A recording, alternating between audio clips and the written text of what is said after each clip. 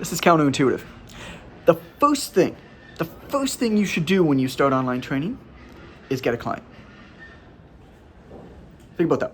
What you are probably telling yourself right now about all of the things that you need to do, the reality of it is you don't actually know what you need to do when you build an online training business, right? You won't know until you start working with clients. And all of the things you're probably making it more complicated in your head, right? We all do that. I mean, I do that too. I make things more complicated in my head too if I don't quite understand them yet. And you're new to this, so you may not be understanding it yet. That's totally cool. Let me tell you a story about Thomas Edison, the famous inventor Thomas Edison.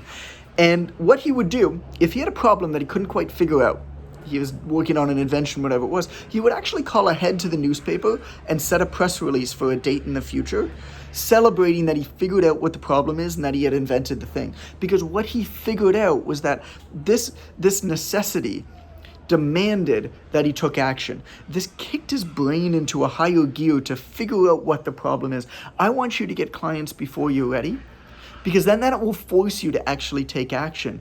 There's a lot of productive procrastination that happens that we've seen with the online trainers that we're working with, or people that want to take on online training where they're trying to figure out their software, they're trying to figure out their business structure. It's like, you don't actually know what the right answers to these questions are yet, and you will never know until you've worked with some clients. So it's kind of like this catch-22. You have no context through which to solve these problems with, but you feel like in order to get the context, you have to have the problem solved, right? And so I want you to get clients first as step one, and then figure out the ropes afterwards. And the way to do this is a technique that I put together called the Founding Client Challenge. It's really, really simple. What you do is you put out into the world, you call friends, you put out on social media that you're testing a new program.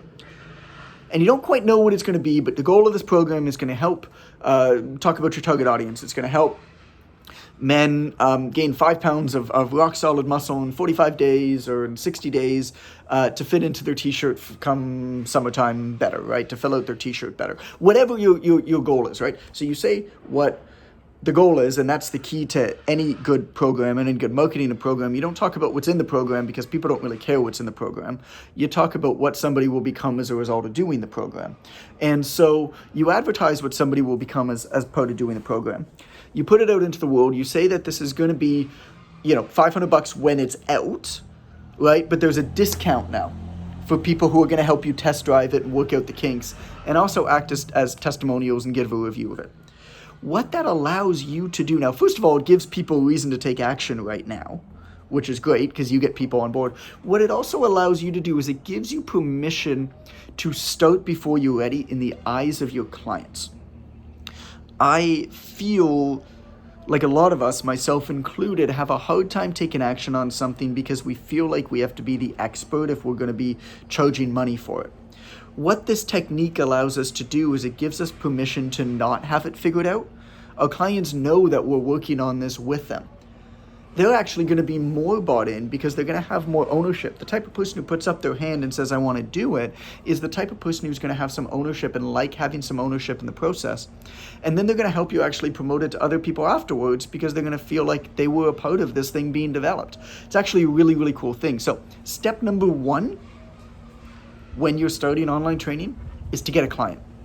It's not anything else. It's not figuring out your software. It's not anything. Once somebody says, yes, I'll give you money, then figure out how to take money from them. Once somebody says, yes, I'll train with you, then figure out how to give them a program. You don't know what the answers to those things are yet. You have no context to put those decisions through yet.